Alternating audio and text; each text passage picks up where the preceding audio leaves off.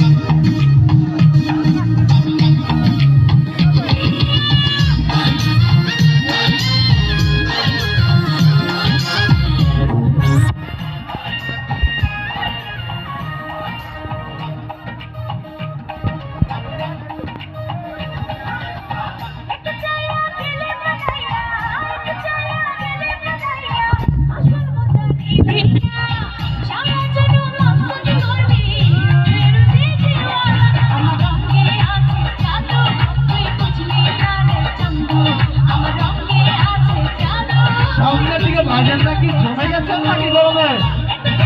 ধীরে ধীরে একেবারে